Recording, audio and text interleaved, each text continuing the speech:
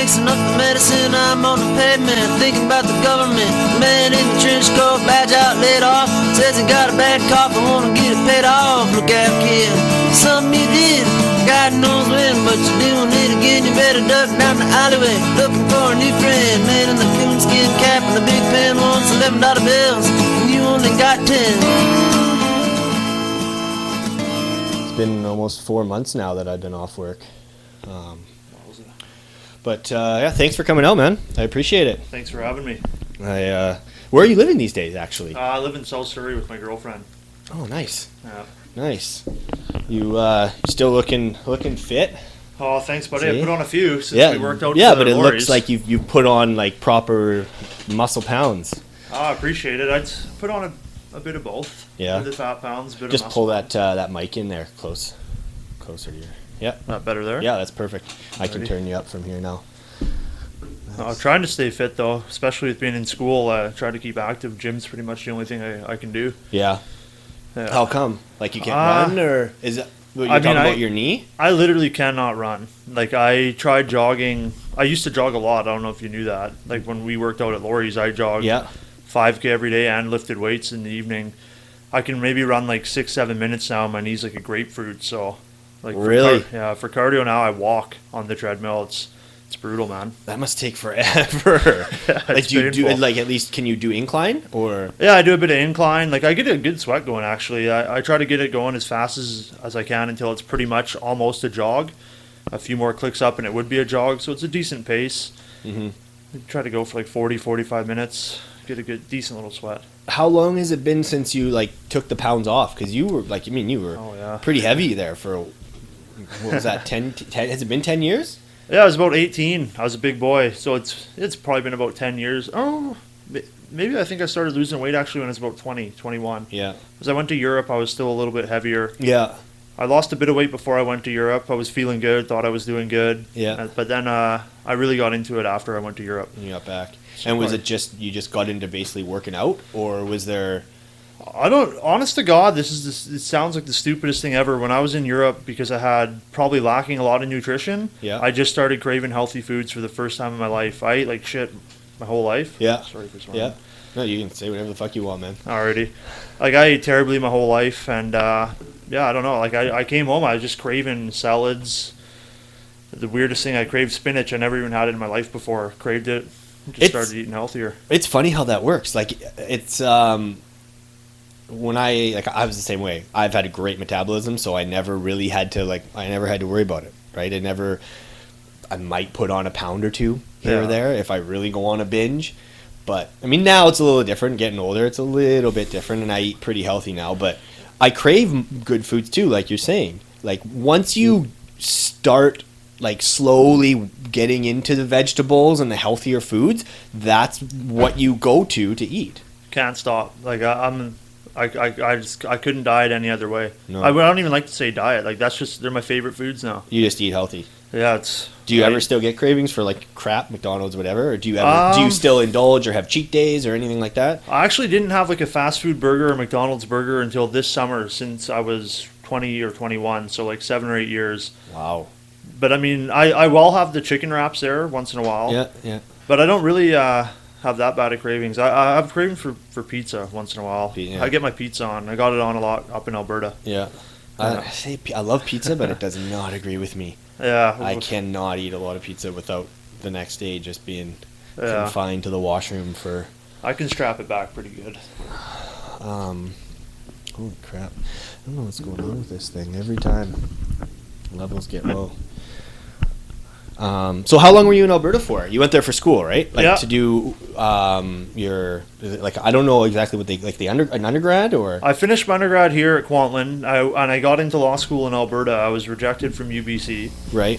And I got into Alberta and Calgary. Those were the 3 schools I applied. So I went to Alberta, which is in Edmonton. I went up there in September, and I came back in the end of April. Okay. Just this last year? Just this last year. Oh, okay. For some reason, I thought you had been there for a couple years. No. So once you've done... When you did this last... So you did 2 semesters, basically? Yeah. And then that got you the grades you needed? Yeah, I mean, I think I got pretty lucky to get into UBC. Like I got the grades I needed. I got the medical reason I needed, like we were talking about earlier. Like Yeah. I know that can help. I had a lot of community involvement and stuff here, which they look for in your application. Yeah. So I feel really lucky, to be honest with you, to get in there. The medical reason. So like we were talking, the tumor. Yeah. So that gave you and opened a door for you. It opened a door because they look at three things. They look at your grades. They look at your community involvement and involvement within the school. And when I say grades, I mean your first year law grades, not your undergrad grades. Okay. And they look at compassionate reasons. So for me, like my family doctor's here. So I got a specialist here, and we sort of set up a plan here. Whereas when I was in Alberta, I saw between 12 and 13 doctors just in the couple months that I was going and getting my MRI, and they sort of discovered that. Yeah. So just, I mean, mostly for continuity, it was good to be here. Mm-hmm. And I like I told you earlier, I really don't think it's nothing. But if it is something a little more serious, it'll be really good to be around friends and family. So I'm grateful for definitely.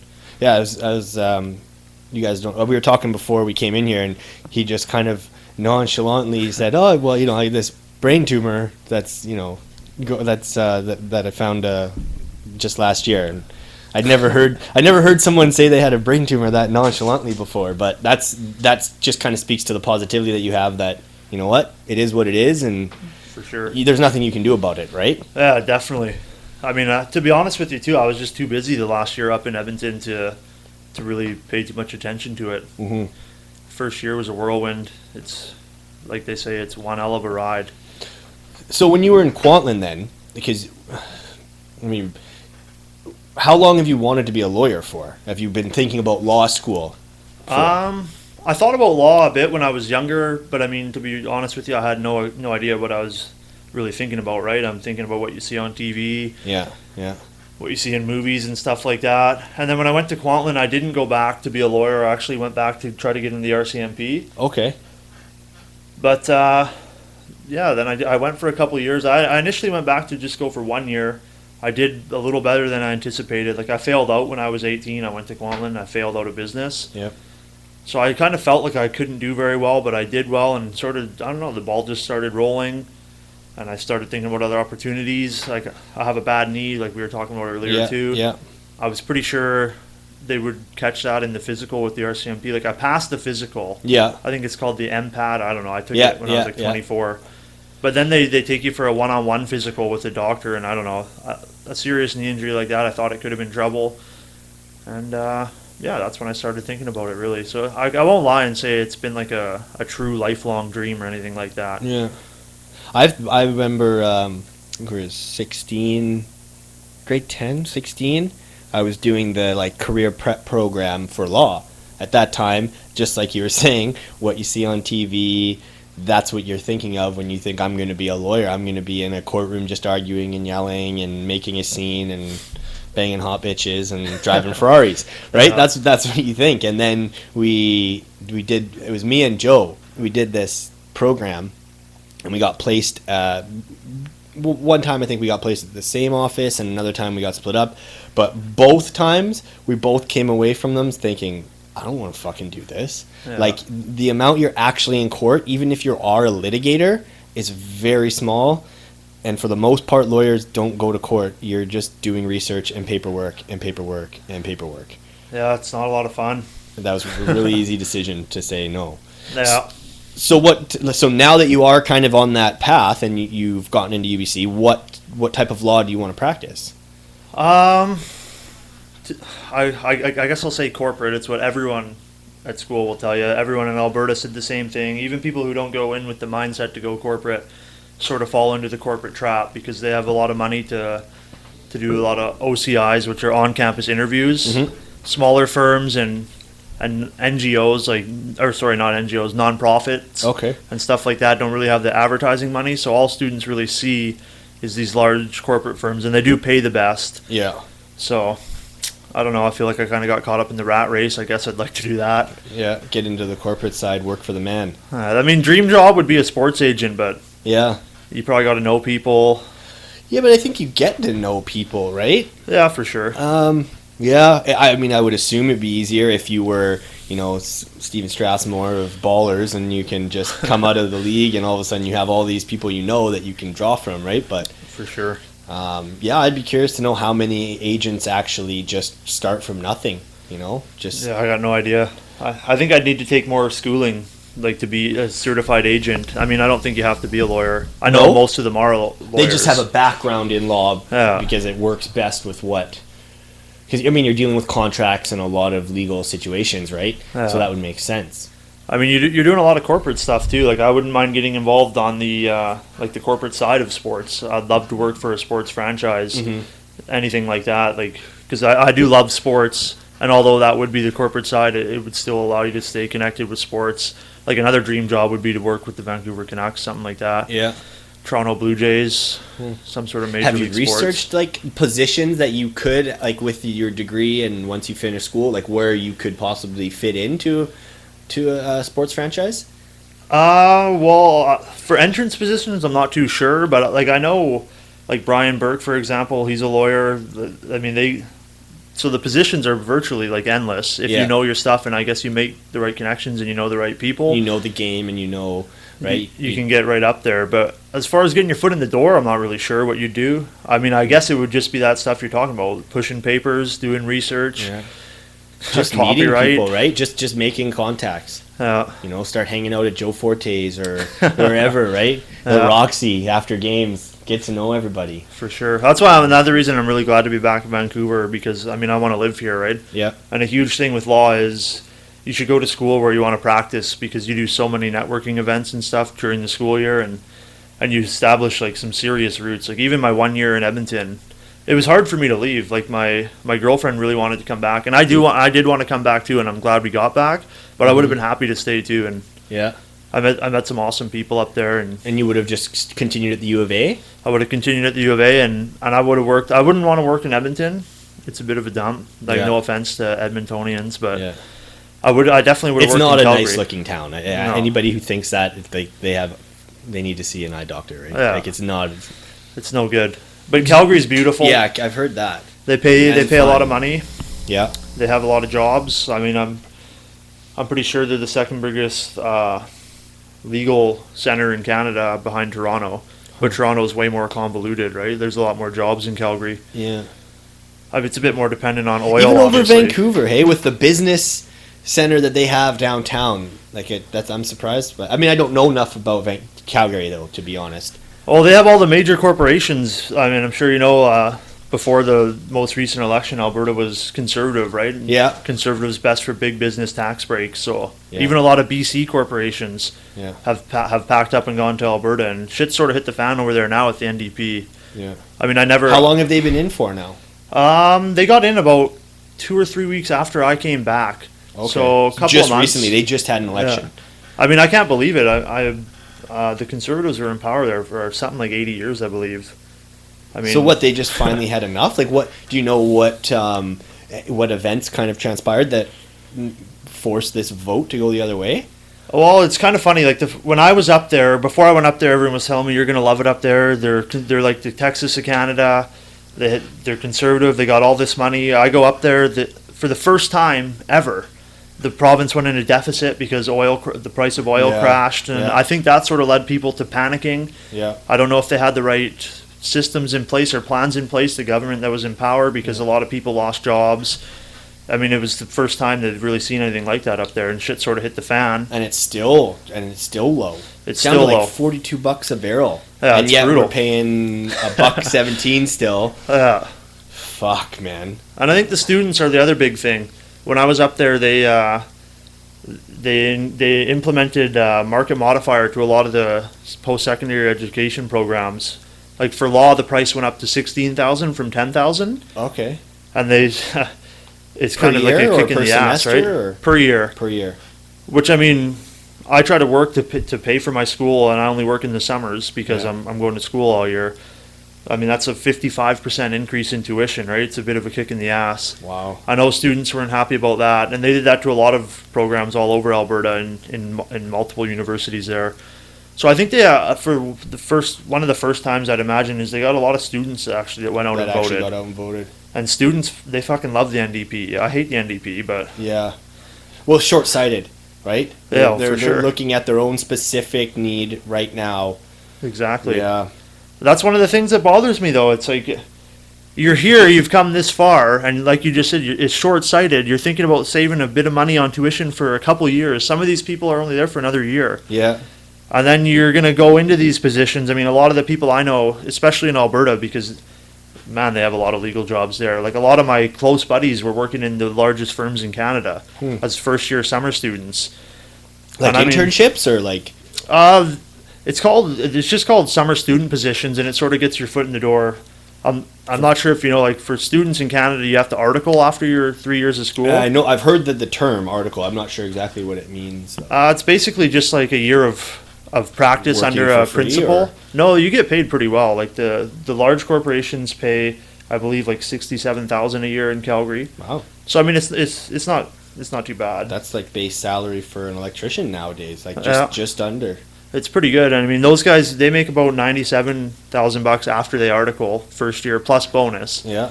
So they're doing pretty good. And summer students, they sort of get their foot in the door, and majority of them, if they're not a complete disaster, get asked to come back for articles. So after their first year of school, if they do well in their summers, they're competitive to get, but in Alberta, they're probably the easiest to get in Canada. Yeah.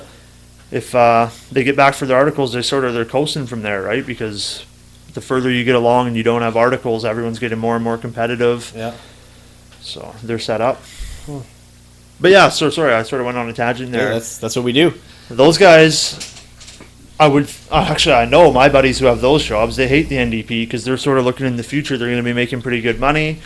They're finally getting out of school and they don't want to be taxed out the ass, right? Yeah. And I mean, we want to keep jobs, especially, like I said, most people in law school want to get into corporate law, over 50% probably. Who's the axe going to fall on if they start taxing corporations higher? They're going to have less jobs for students, less articles. But are they really? Definitely. I think they're ruthless. They'll meet their bottom line. If they don't meet their bottom line, they're going to cut it somewhere, and that's probably one of the areas that's at risk of getting cut. Because I don't know. I don't feel sympathy for them, to be honest. Like I don't know a lot about the political system and the way the parties interact, but you know, I know the basis of the Conservative, the Liberal, the NDP. What I can't really follow is that taxing bigger corporations more hurts them that badly. Like, you know, like I know, like bottom line, yeah, they want to make as much money as they can. But that's the problem. They're not okay with like that little bit less that they're making now. It's not like they're not turning a profit. They're still going to be turning a major profit, I'm sure. They're just not turning as big of a major profit. Yeah, I mean, that's fair enough. I don't know. I'll probably sound like a jackass, but I'm totally the guy who believes in the capitalist dream. Like, Yeah. you know me growing up, like, you come from a modest family and stuff, but I've always believed that if you work hard, you can make it to the top, you Yeah. can make a ton of money, and I've always believed anyone can get there, and if I ever get there one day, I don't feel like I should be paying a grossly disproportionate amount of tax to everyone else. But are they paying a grossly disproportionate amount? Like, I mean, all people are asking is for them to pay what we're paying. The same percentage of my wage that goes to the government, that's what people are asking that they should be paying. And that's not happening. Well, with NDP, I believe they're paying more.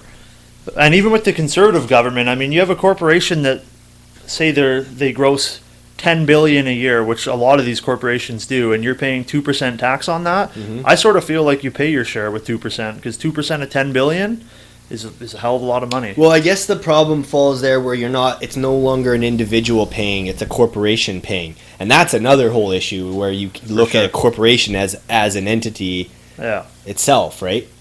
Yeah, I mean, I don't know too much about that, but I do know what you're talking about, like how a corporation is looked at like an individual. Yeah. Like it has legal rights and stuff like that. I would be, like, I'm really interested in learning, like, where that money goes, like, how do you get it out and stuff like that, but I don't know, I never felt bad for stuff like that. I've always just, I'm a total, like, I might be a sucker, I'm a believer in the capitalist dream. You know what, I don't disagree with you. I think that 100% the amount of work you put into something, you're going to see the same in return. The problem is that there's a lot of areas where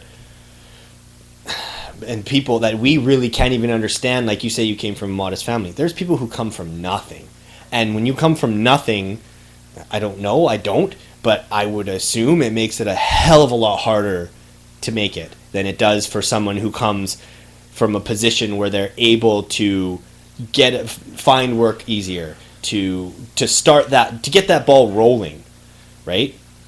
Yeah, I mean, I agree with you there, but just because it's harder, in my opinion, doesn't mean it should be handed out for free to you. Like, I hate the socialist movement. Yeah. I hate handouts. Yeah. I don't like taking handouts from anyone. Yeah. And so I do try to practice what I preach there. And I just don't, I would hate to live in a society where, I mean, obviously I don't want anyone to be overly hard done by, but I also would hate for people to just have any opportunities they wanted, because everything should be an equal playing field. No, I would not want that either. I don't feel like people should be getting handouts, but I do feel like the system needs to change and make it easier for the people who are down in the dumps to work their way back up, because I think there is that vicious cycle that people can get caught up in that we have can't even imagine what that's like. I don't know. There is that vicious cycle, but I mean, this is Canada. Yeah. If there's anywhere in the world, Canada, North America, and maybe some parts of Europe, where anyone can achieve great success, it's here. By working hard, yeah. I can't argue with that. I can't argue with the fact that if you work hard, you can do and accomplish what you want to accomplish.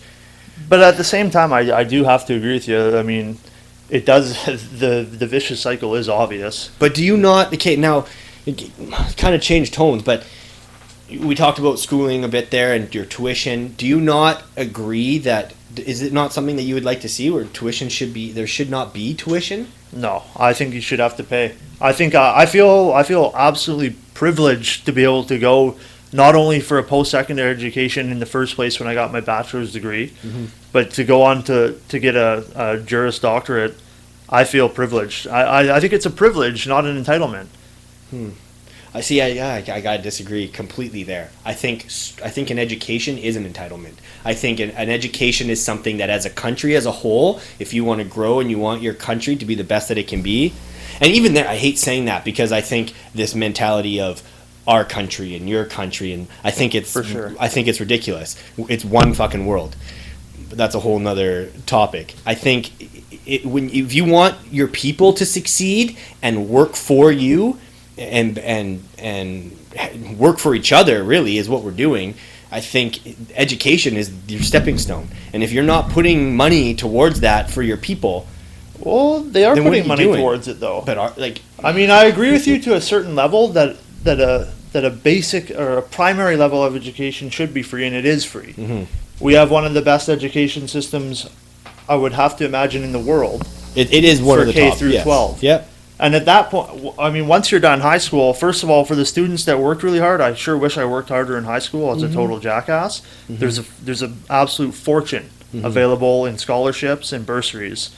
For the students who don't have money, which is myself in law school, like, I don't make enough to pay the tuition there. There's student loans. Yeah, like, they're out there for you. But then again, you're putting people already behind when they come out of school, where they've already got a debt behind them. It's a choice, though. I'm making the choice to make that debt to try to better my life. And if that's going to get me a job where I start at $90,000 a year, I'm making that choice. There's no one to blame other than yourself for making that choice. I'll never be pissed off with my student loans. I made the choice to get them. No one made me get them. No, but you had to get them to do what you wanted to do. Or I could have taken a few years off and worked. Like, that's the other thing. Like, that's another reason why it's all on me. I mean, I could have taken 2 years off and saved money. That's sort of what I did before I did my undergrad degree. I see. Sometimes you can't have everything you want right now. It's the now generation, right? I completely agree with that. There is a major issue with that right now. People just expect things to come their way. But when you talk about, like, from K through 12, and then the problem I see there is that to get those bursaries and to get those scholarships, you got to play the game. Like, you have to. High school has to work for you. It has to be your type of learning. And the problem is, for a lot of kids, they don't learn that way. The way that high school is set up, it doesn't work for a lot of people. People learn in a lot of different ways, which is what, we're starting to figure out. And like for me myself, now I'm doing some courses. I'm fucking rocking them because I care. It's something I want to do, and I'm putting in the time. I just sounds to me like your learning style. I am, but I'm when a lot of these kids come out of high school with no scholarships, no bursaries, their families maybe don't have money, and they got to go work at McDonald's or wherever because they got to help their family because they can't afford to go to school because they have to work at the same time, and they have to work full time because they gotta help out someone at home. Whereas if schooling was, it doesn't have to be mandatory, but if it was free, I think a lot more people would choose that route, and they could choose the courses they want to do, and they could find the things that interest them. I don't know. Like, I had this similar experience to you. I wasn't really on the ball in high school. I don't know if that's exactly what you said, but I didn't have top grades in high school. I did super shitty when I went to university right out of high school because I didn't want to be there. I don't think my learning style changed, but I think you said it best. You wanted to be there. You're working your ass off now. So, I mean, the kids who are ready for it, I think, are the kids who are probably getting the scholarships out of high school. And they probably, I don't want to say they probably do. Some of them might have an easier life than others. And, I mean, life's not fair. Who knows what's going on for all these people? Yeah. Some of them will be ready later on. And I mean, if they're not ready then to get these scholarships, and that's not their learning style, and they're just not prepared, then what's giving them a free education 4 months later out after high school to a university, which is largely the same, like you're doing work, if you're just not ready for it. I'm just going to clarify. I'm not saying you should just hand these people, come to school, doesn't really matter, take your courses. No, you go to school, you're still expected to obtain a certain grade. You're still expected to finish your course, and if you don't, then there can be penalties, and you've got to pay this back with student loans now. But I feel like someone, take a doctor for example, who comes out of law school with debt up to here, who now, maybe not so much in Canada, but in the States, get caught up shelling out pills for everything that someone comes into their office for because that's the only way they can make enough money to pay off their debts quickly, right? Like it fucks the system. I think the system's already fucked. Like the people who have no debts are, I would wager, and we don't know, are shelling out the same amount of pills. Yeah. The fat cats who already have a ton of money are shelling out the same amount of pills. It's not to pay their debts. Well, no, because now they've gotten used to that lifestyle, that kind of money coming in, right? I probably have a more cynical view of people. Yeah. I think people are just, I don't know. Like I think there's lots of good people, and I think there's lots of lazy people, and I've never known a good person who's really worked their hardest not be able to achieve whatever they wanted to achieve. Yeah, I can agree with that. I mean, I can't believe the opportunities we have here. I look at my younger brother. He works for Shaw, like your brother. I mean, fuck, he's 21 years old, and he's doing so good for himself. Yeah. I'm so proud of him. He's a hard worker. They like him there. Yeah. He makes enough a year there. He could work there for a year and go to whatever school he wanted for fucking 6 years and pay the tuition. Yeah, yeah. The opportunities are out there. Yeah. And I mean, I don't know. It's tough, like you said. Some people there are probably very hard circumstances and they're tough to judge. But I just feel like there is opportunity. You talk about like you mentioned like cynic, like people can be really cynical. Well, I think this system makes people cynical. Like you said, people work as hard as they can to get where they are, and the problem is when those people get there, they're so tired, and they have this like, well, I had to go through this kind of a mentality that it makes them that way. Oh, I completely agree with that. I mean, the class system, I think I don't want to say it's the powers that be have placed it that way, but I think you have like pretty much the three tiers of middle class fighting the tiers of middle class, not noticing the extremely rich or the extremely poor. And you get here and you want to make sure your neighbor doesn't get to the same place because they didn't work as hard as you, and you're cutting people down all the time. And I agree with that, but I mean, I think that's a good point. Can you not agree though that the middle class, the middle class is shrinking? faster and faster. And that's, I think, like, I mean, I'm not a fucking economist, but to me, looking at it, that's because of this system that keeps you in debt so that you can't start your own business when you get out of law school. You can't go out on your own and really try to make something for yourself because you're shackled to the man. You've got all of this debt now behind you that you've got to pay back. I think you can. Yeah. I'm not saying you can't, but by the time you get there, like I said, now you're a cynical fuck. I mean, I'll only have 30 grand in debt, which, I mean, some people might think it's a ton of money, and it is a lot of money to me, but I don't feel like it's shackled me to anything. 30 grand's pretty reasonable. That's not for how many years of school? Oh, I went no debt for my undergrad, which was 4 years, and then law school is 3 years. Okay. So. You've done 1 year of it, though, so far. Yeah. And so, so 30 grand is going to be once you finish? Once I'm finished. That's it? That's it. Oh. That's the other thing, when you talk about debt and shit like that. I did not think it was that high, to be honest. Or low. I thought, like, you come out of law school, you're going to be like 100 grand. It depends who you are. I mean, this just goes to how fucked the system is. There were people in law school in Alberta who were receiving needs-based bursaries, which are for students that are low income. Yeah. And all summer, they were traveling around the world on their parents' dime and choosing not to work. The system is so fucked up that this summer I worked really hard, like I do every summer. I'm trying to work as hard as I can, and it ended up costing me money. If I wouldn't have worked at all, I'd get $8,000 for free from UBC for low-income student aid. Yeah. After tax, I probably won't even make $8,000 this summer. Huh. I mean, talk about a fucked up system. Hard work costs you money. Yeah. We breed lazy people. Yeah, you know it's what? Fucked. That I can agree with. I think the sign of the times, people are getting lazier and fucking lazier and expecting more and more to be done for them. It's crazy, man. But it really actually does bother me when I see these people on vacations and shit all summer. Mm-hmm. Like, you must be spending $25,000 over the 4 months, and then you're dipping into the needs-based bursaries. Because, like you said, there are people that need those. Mm-hmm. And I really think they should get them, especially if they're fucking working hard to be there. Yeah. And if you're taking from that pool, people, it's not good. Yeah, I guess we can both kind of agree that in one way or another, the system needs some adjusting. Yeah, I definitely think the system needs adjusting, but I don't think there is a perfect system because people aren't perfect. And things are always going to be. That's fucked not up. what Trump says. Well, Trump seems to think he's got all the answers. Oh. I mean, I know. It's. We talked about this a little bit last podcast.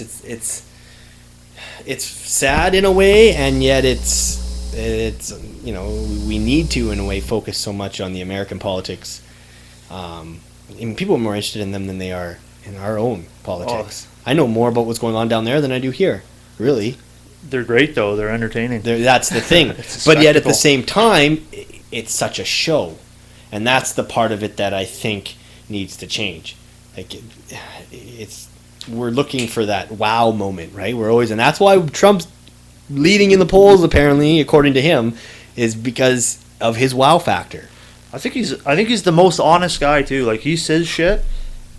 Some of it could definitely be conceived as racist. Mm-hmm. It's edgy, and a lot of people don't like it, but a lot of people do like it. Mm-hmm. And I'll ask you now, if you had to vote and you were American, obviously I know you're not American and you can't vote. Say you had to vote today, who would you vote for? Do you know more about anyone than you know more about Trump? No. I mean, everyone who bashes Trump, I mean, I don't know a lot about American politics, but I do know this. I don't know shit about Hillary Clinton. Yeah. I don't know shit about Jeb Bush.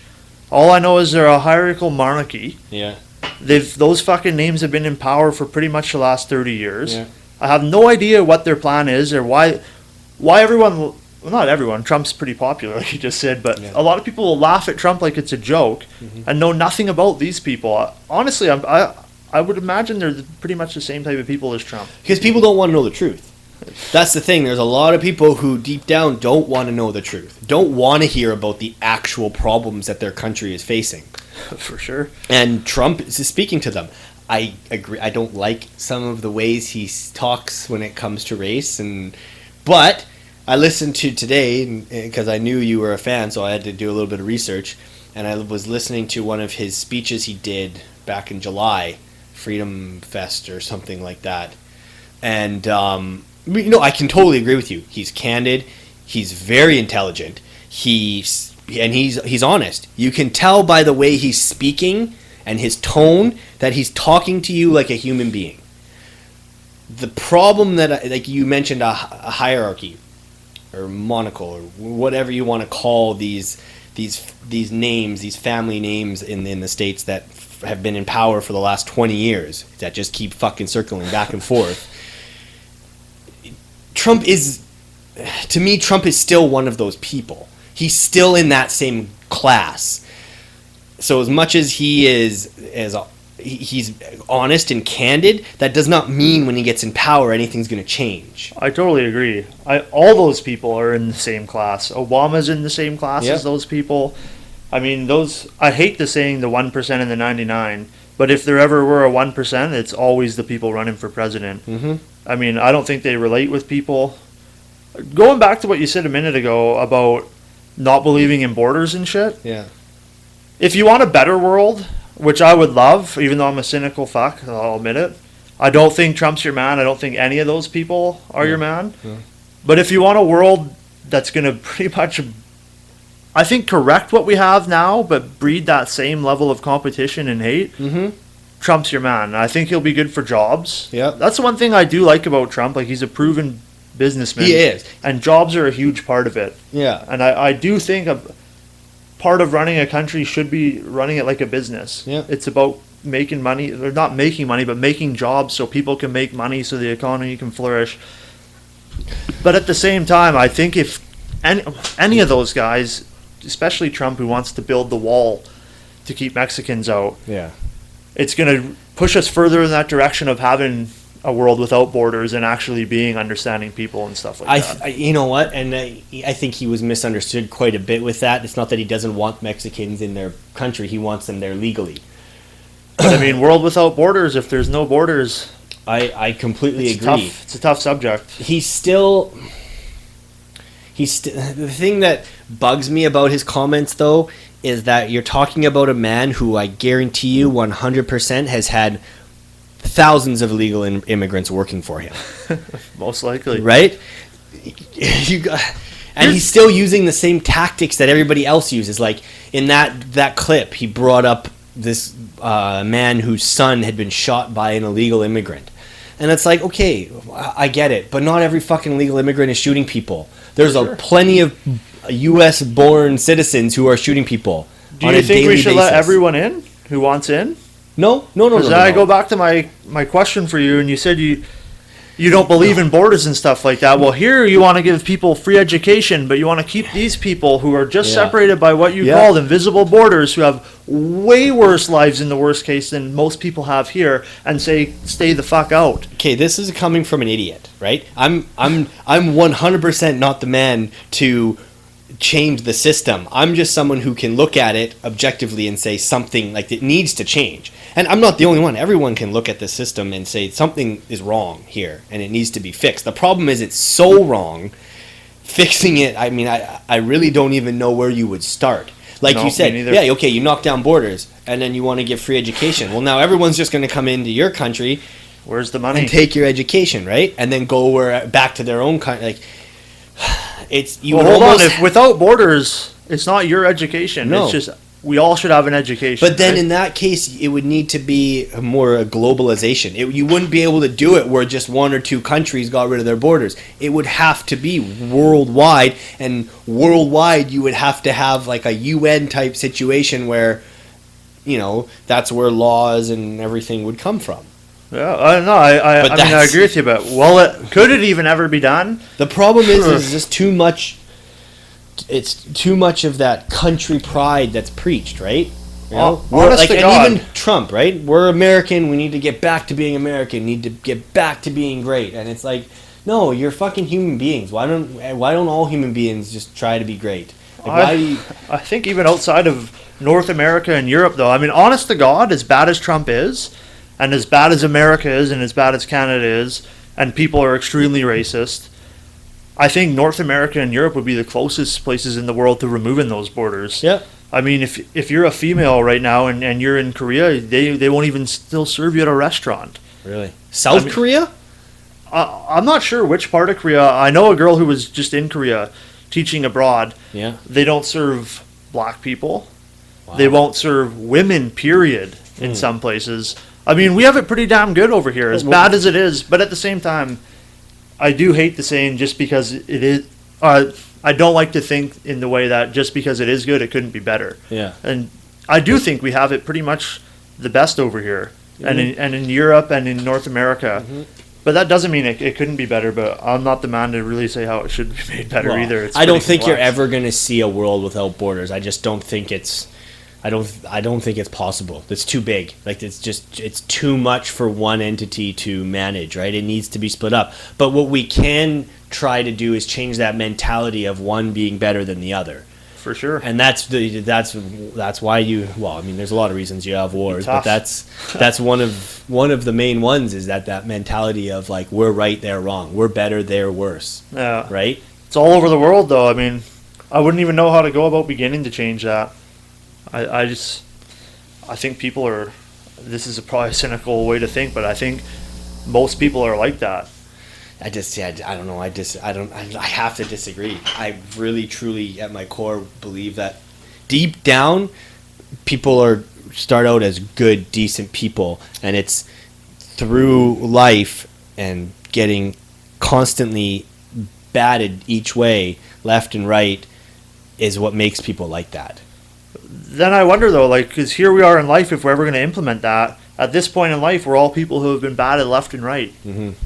I mean, I don't think you could go to any country in the world and have a majority of their citizens say yeah, we would allow anyone to immigrate here who applied. You've traveled quite a bit, right? Yeah.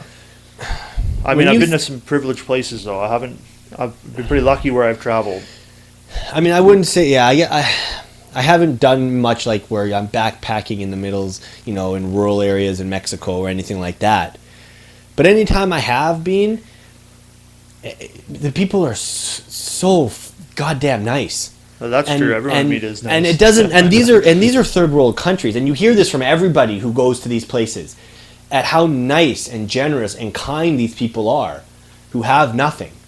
And I mean, you see these videos on YouTube all the time of this guy goes up to a homeless person and gives him $10 or $20 or gives him a McDonald's Happy Meal or whatever. And then they have another guy come up to him and ask him, like, as if they're homeless, acting homeless, and asks if he can borrow some money or have some of that food. What's the first thing that guy does? Because he knows what it's like to have nothing, he's the first person to share. For sure. Right? I mean, I don't know why people are the way they are. I mean, I would like nothing more than be able to give back one day. Mm-hmm. But I mean, I don't know. I'm a very cynical person, as you know, and I'm probably I lean towards conservatism a lot. But I don't know. Like, I do like seeing the common. I don't think you're humanity. I think you're being a little rough on yourself. You're not cynical. I think you're a realist. I think you see things for what they are. It's like you said. It's a fierce world out there. It's cutthroat and that's fucked up. I guess that's the problem. I mean, it'd be boring. Don't get me wrong. If the world was all fucking sunshine and rainbows, it would be boring. It might be boring. It'd be nice if we went halfway there or something like that, right? From where we are now. I don't know. Fuck, I would like nothing more than to just be able to, I would either like to be a successful lawyer or a fucking bum who gets to travel around the world. Yeah. And I don't mean bum in a derogatory way. I shouldn't say it like that. You mean, yeah, I know what just you mean. a fucking guy who has no worries, right? Yeah.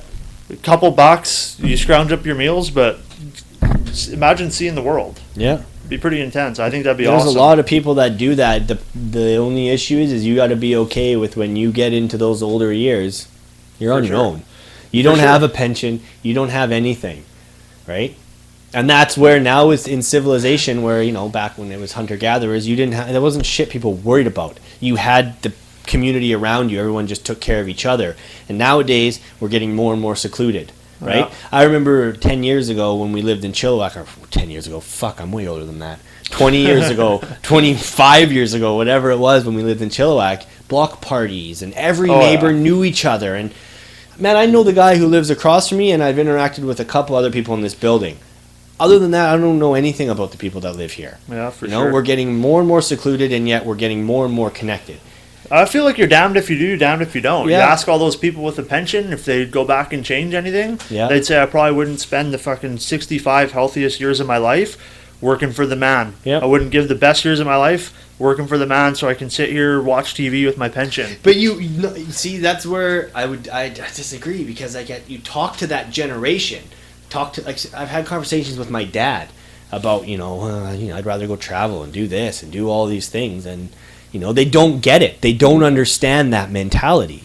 I know my dad doesn't. Well, my mom. They grew up in that time of you work hard, you do this, you set up for your future, and this is how it is.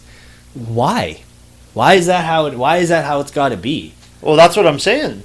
I mean, but that's where I could get back to what I was talking about before, about the system is set up that keeps you in that system. That exactly. You almost have to work for the man. Or you'll have tough older years. You're damned if you do, you're damned if you don't. Or you right? fucking invent something and make millions of dollars, right? Start a podcast and hopefully it blows up one day, something like that. Yeah, that'd be. I'll be coming for royalties. I'm sure I could figure out a way to get some royalties out of that. Well, you're gonna have the legal background to know what clause to look at. Yeah. There's one thing I wanted to get into. We're coming close on the end here. Before we get there, I think we have differing opinions on the Tom Brady deflategate situation. Wow. I'll speak in my least harsh words possible. No, I want what you really feel. The guy's a loser, and I don't say that as a sad sack Seahawks fan. He's a fucking cheater. The Patriots they're known cheaters. I mean, they deserve to win the Super Bowl. There's no fucking way that ball was deflated without. I mean, that story was busted way before then. Mm-hmm. Maybe they shouldn't have got there, but the fact is they got there, they deserve to win that game. Yeah. But cheaters fucking shouldn't prosper. You want to talk about everything that's wrong with our world? There's a guy who's the face of fucking football, and that organization's been busted for cheating over and over. Yep, okay, but so is every organization. They're, every organization has cheated. Every single one. Name 5 that have been busted. Seahawks. They have more people who on their roster who have been suspended for steroid abuse than any other team in the league. And they get punished when they get caught. So I think Brady should be punished. They get a slap on the fucking wrist. Let's be honest here. Every player that got caught started with a 4-game Here's the ban. difference. Proof. There is no proof against what Tom Brady did. There is probability of him knowing about the situation. I'd say like 95% probable cause. There are probably, I looked it up, there's a website that shows you all of the things that teams have been caught cheating. And every team has at least 3 or 4 things in the last 10 years that they've been caught for. A bunch of different teams, including the Seahawks, pumping sound into their stadium. So they should be punished. My problem with it is that every team, my stance is, I don't think people should cheat, but everybody's cheating. That's like life. Everyone's cheating in everything. Yeah, I agree. Like they say, if you ain't cheating, you ain't trying. And unfortunately, only the cheaters that caught get in shit. Yeah. But if you get caught, you should get in shit then. But even if everyone's cheating. The problem is he didn't get caught. He got caught. But he didn't. Where's the proof? How do footballs just magically deflate? Someone took air out of them. But even still, are you fucking kidding me? Are you kidding me that this few PSI out of a ball is something that a guy deserves 4 games for, when someone knocks his wife out in an elevator and he gets 2 and then 4 after they actually find out what happened? I'm sorry, but there is a major problem in the NFL when it comes to doling out punishments. And that's why they're fighting it. There is a problem with doling out punishments, but I don't think Ray Rice should have got 2 then 4. I think he should have been out right from the get-go. Mm-hmm. I mean, and that's another sad thing. You need to actually see it. His wife getting knocked out by him, even though they knew what happened. The guy. Yeah. Even though they knew it happened, and he admitted that it happened. Yeah. Until they saw it, because they want to cover it up. They don't want people to know how bad the situation is. But my whole stance on it is that I agree that they shouldn't cheat.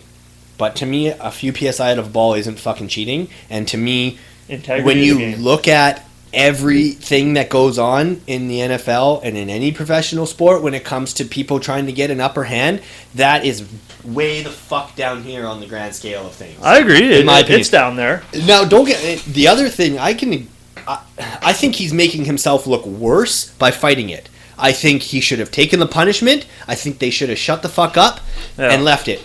But a guy who's won 4 Super Bowls doesn't do that. A guy like Tom Brady, who is a fucking born winner, he doesn't sit back and take it. You can't deny that he's a born winner. He's a winner. He's great. Oh, 10 minutes. Can you hold? Yeah. You gotta go? Go ahead. Come right back. Yeah. Oh, yeah. Yeah, I know. I gotcha. He's this is the tumor we were talking about earlier is, I guess, on his pituitary gland, and I guess the common problem that comes from this is that you got to piss a lot. I'm hoping for him it's going to turn out to be nothing. He's, we've talked about this on the podcast quite a bit now, the medical system around here, and he came from Alberta. He was supposed to have an MRI in 6 months, came over here, and now, he's going to be waiting. He doesn't know when he's going to get in for an MRI. I mean, I don't know what a head scan costs, but it cost me $600 just to get my knee scanned so I could get in and get my surgery done. So for his sake, I hope he gets in sooner than later and comes back and he can rest easy knowing that it hasn't grown and they don't have to do a biopsy or anything along those lines. But back to Tom Brady. This idea that the Patriots are the only team that's cheating is ridiculous. The Patriots are the team that's getting caught because the Patriots are the team that are winning and the team that every other team hates because they win so goddamn much. And when it comes to Tom Brady himself, he's an easy target. He's someone who's the face of the league, but he's kind of standoffish and he's cocky and, he loves himself. He's got a supermodel wife that loves him, so he's an easy target to jump at.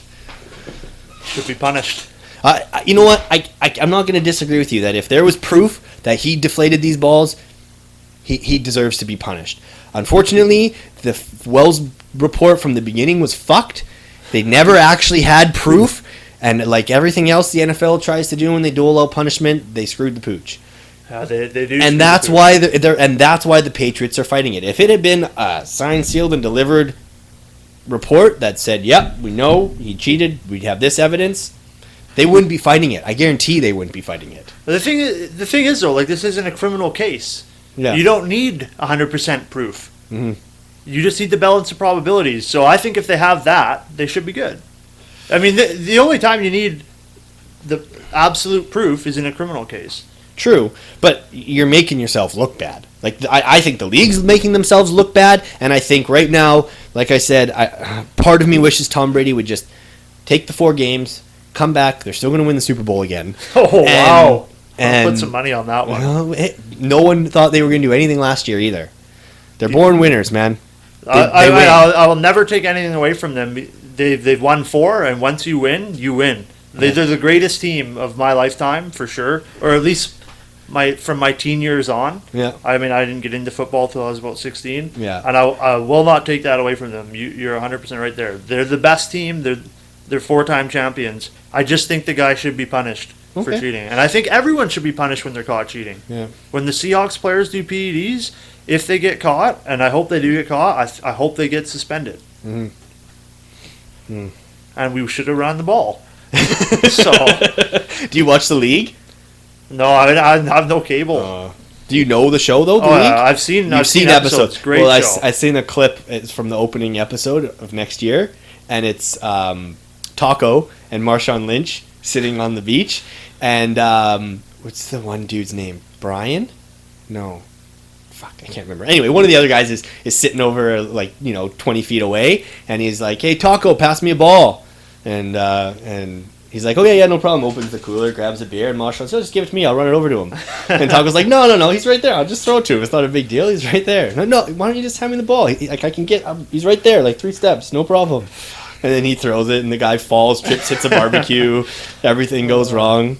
Yeah, I didn't. I mean, you know what? I'm not a Seahawks fan, but it's so easy to sit on your couch and judge a play call like that. Yes, you're there and you have Marshawn Lynch, but when you look at the statistics of that play when they ran it, it was like 90 percentile they're in the end zone.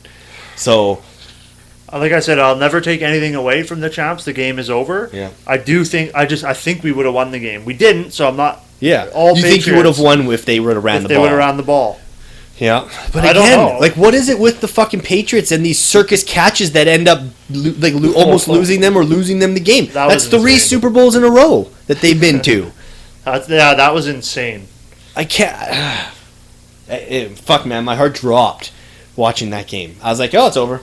That's it. You're Game thinking over. it's over. Fuck, it should have been over. It should have been over. Oh, I got so mad. Fuck, man. Could have won in 2 in a row. First time since the Patriots in 2002, Very hard to do. 2003. I mean, I still think we have a better chance of winning the Super Bowl next year than you guys. You know what? To be honest, when you look at rosters right now and you know, projections, 100%. I totally agree with you. But the Patriots are the king of teams that make adjustments throughout the season. Fuck, they never bring good players in or anything. Like, and on They don't paper, need they don't to. look the best, but they win. I'll Because give you that. their coaching staff, they got Bill Belichick and Tom Brady. I mean, you just the thing with Tom Brady is he's someone like whatever it is, cheating or whatever the case may be. But on the field, he does what he has to do to win. He doesn't care if he's throwing the ball. He doesn't care if he's tossing touchdowns. All he cares about is whatever percentage is the highest for them to move that ball. That's what he's doing. I mean, And I that's hate why Tom he's Brady. such a great quarterback. For sure, I hate Tom Brady, but I'll still say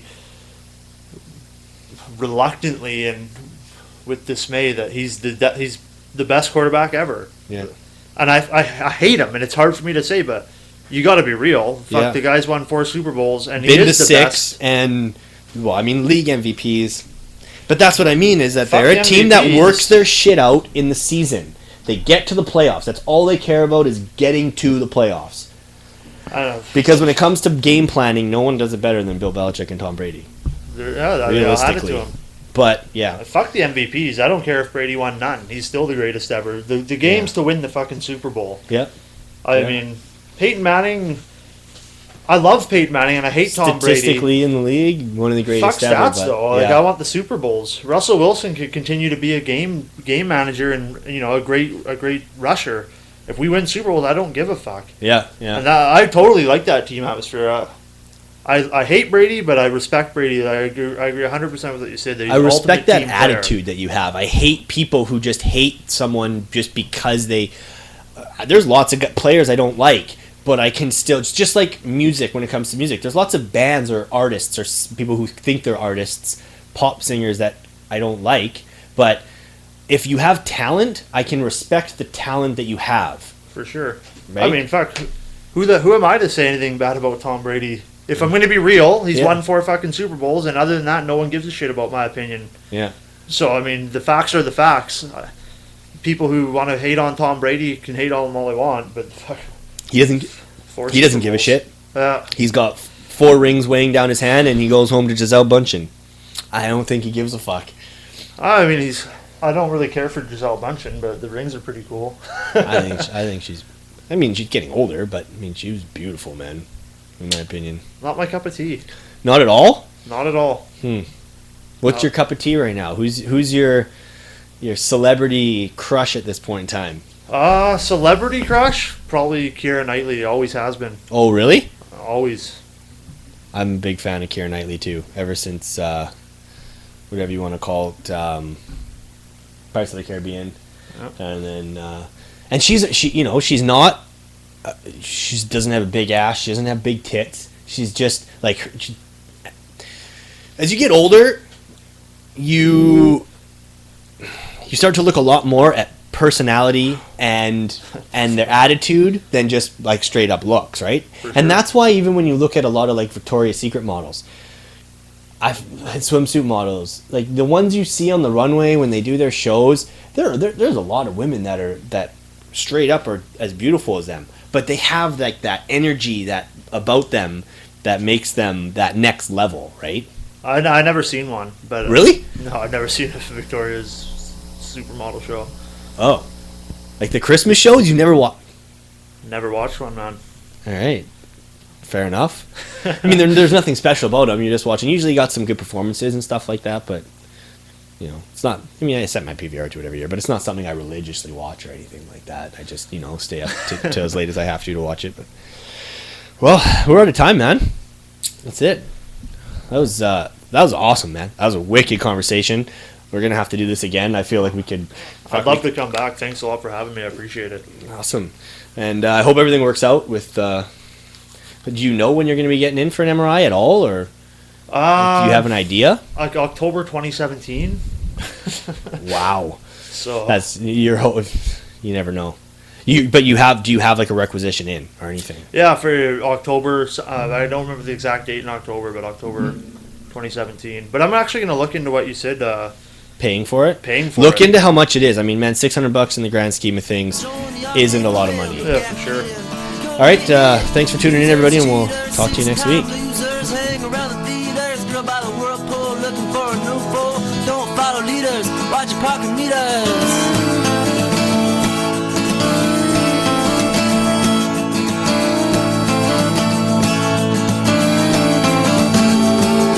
Get born, keep warm, short pants, romance. Learn to dance, get dressed, get blessed. Try to be a success. Please her, please him. Buy gifts, don't steal, don't lift. 20 years of school, another push you on a day shift. Look out, kid, keep it all head. Jump down a manhole, light yourself a candle. Don't wear sandals, try to avoid the scandals. Don't wanna be a bum, you better chew gum. Well, the pump don't work, cause the vandals took the handle.